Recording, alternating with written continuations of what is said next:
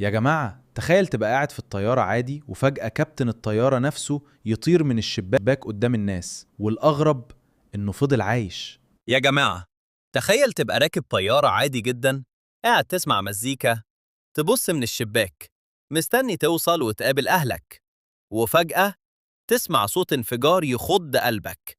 مش مطب هوائي، مش عطل بسيط، لا، كابتن الطيارة نفسه اتسحب من الشباك قدام الناس. أيوة، الكابتن طار من قمرة القيادة وهو في الجو. القصة دي حصلت فعلا سنة 1990 على رحلة اسمها بريتش ايرويز 5390، واللي حصل فيها يخلي أي حد يخاف يركب طيارة بعدها. الرحلة كانت طالعة من إنجلترا ناحية أسبانيا، رحلة عادية جدا، ركاب قاعدين يضحكوا، مضيفين بيقدموا الأكل، والكابتن تيم لانكستر قاعد يهزر مع مساعده في قمرة القيادة. ولا في أي علامة إن بعد دقائق الطيارة كلها هتعيش كابوس.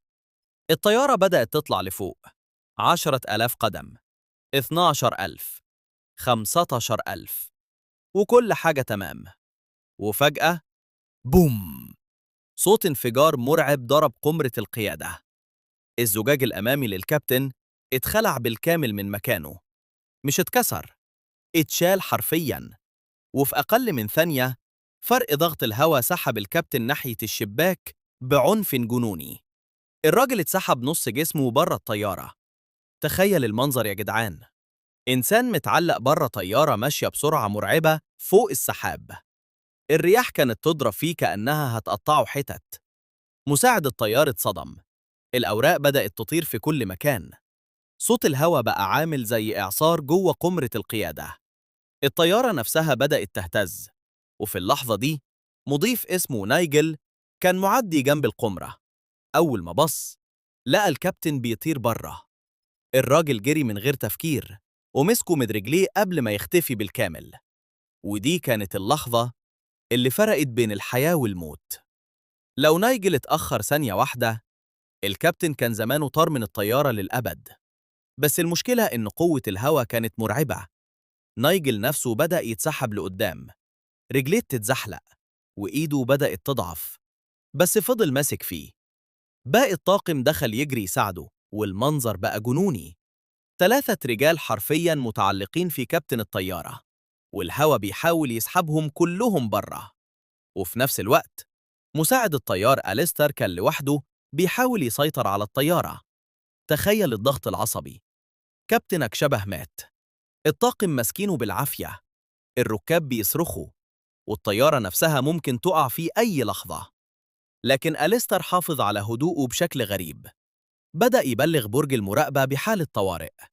صوته كان متوتر بس مركز. قال لهم إن زجاج قمرة القيادة اتخلع، وإن الكابتن خارج الطيارة جزئياً. برج المراقبة نفسه اتصدم من الرسالة، لأن محدش تقريباً سمع عن حاجة بالشكل ده قبل كده.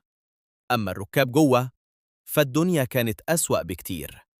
الأقنعة نزلت من السقف، الأطفال بيعيطوا، ناس ماسكة في الكراسي بتقرأ الشهادة، وفي ناس كانت فاكرة إن الطيارة خلاص هتنفجر.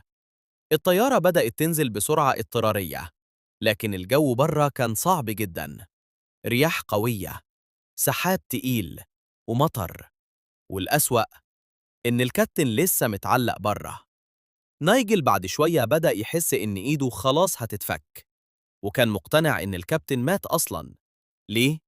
لأن جسمه كان بيتخبط في جسم الطيارة بعنف، ووشه متجمد من قوة الهواء، لدرجة إن بعض أفراد الطاقم قالوا: سيبوه، جسمه ممكن يدخل في المحرك ويوقعنا كلنا.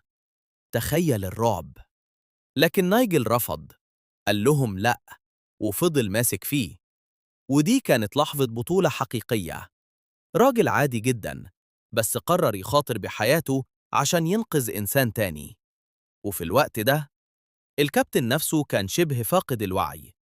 الهواء المتجمد بيضرب فيه، وجسمه نصه بره الطيارة، ومع ذلك فضل حي. الدقايق دي كانت أطول دقايق في حياة كل اللي جوه. كل ثانية كانت ممكن تبقى النهاية. كل مطب هوائي، كل اهتزازة، كانت تخلي الناس تعتقد إن الطيارة هتقع.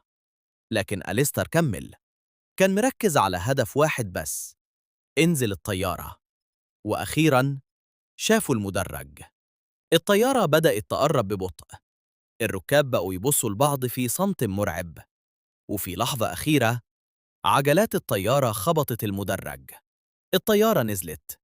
أيوة، نزلت فعلاً. وفي ثواني عربيات الإسعاف والإطفاء جريت عليهم.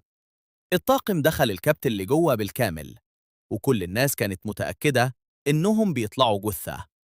لكن الصدمة، الكابتن كان لسه عايش، مكسور، متبهدل، وجسمه كله إصابات، بس عايش.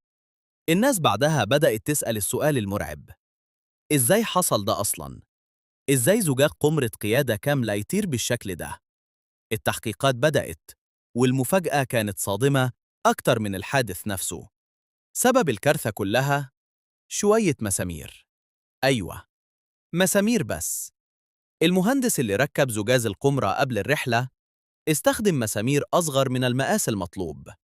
فرق صغير جدا، لكن على ارتفاع 17,000 قدم. الفرق ده كان كفاية إنه يخلع الزجاج بالكامل.